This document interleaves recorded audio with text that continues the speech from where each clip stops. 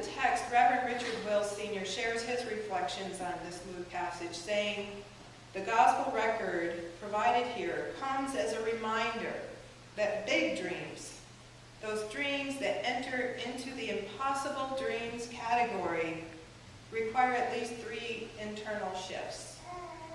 1, you've got to see the you beyond you. 2, you've got to see the you beyond you in relationship to those attached to you. And 3, this is a mouthful, but you've got to see that the you that you see beyond you is not ultimately because of you or solely for the benefit of you." Looking at Reverend Wills Sr.'s 3 shifts, the first shift about seeing the you beyond you. He says, dreaming big dreams requires a look ahead beyond the past and the present.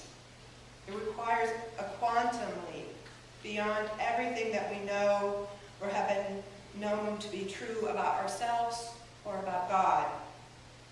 It requires that we see ourselves beyond ourselves.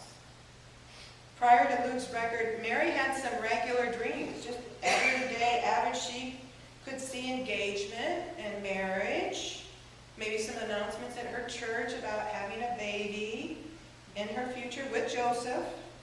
She could imagine her predictable role as a housewife in a culture that expected as much, but not the impossible stuff. Gabriel had to make a house call to help Mary see beyond her neatly planned life. The announcement came as a radical departure from anything she had ever known. God had dreamed a bigger dream for her and about her than she could have ever dreamed for herself. To live it, Mary had to see Mary beyond the routine that she was in. Second shift, you've got to see the you beyond you in relationship with those attached to you. In addition to herself, Mary had to think about how this would impact family, friends, and most of all, her fiancé. She had to come to terms with the fact that she was connected to others prior to Gabriel's announcement of where her life was headed. Our lives, for better or worse, are never lived in isolation. In many ways, we are both interrelated and interdependent upon others. It is life's sad truth that some people are okay with you as long as you're going nowhere with them. But as soon as you start thinking about maybe Cal, going to college, a business, a real relationship, working in the church, or an aligning of your life with God's incredible plan for the rest of your life, they get uncomfortable. God called Mary because God knew that when the position changed, the person would remain essentially the same, and that Mary could handle the her beyond her. Sometimes impossible dreamers have to be mindful of the birds they fly with, knowing that not everyone is going to be comfortable or able to soar with eagles. Luke offers no uncertain reminder here. If you have family and friends, colleagues and companions who can see, celebrate, and support your dreams, you are blessed. Third shift. You have to see that the you that you see beyond you is not ultimately because of you, or solely for your benefit. As soon as Mary got the announcement, she said, "How am I going to do this? This is impossible. Conceiving in a birth like this?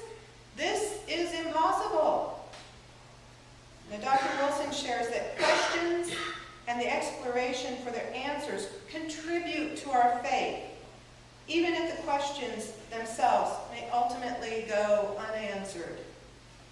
Mary's question arose from faith, not doubt. Every time we read Mary's response to the angel's announcement and explanation, we should be in awe. She said, "I am the Lord's servant. May it be to me as you have said." Here is a teenager facing misunderstanding and rejection from her family, her betrothed, her townspeople, and yet she agrees. Mary affirms the bedrock truth that undergirds our discipleship.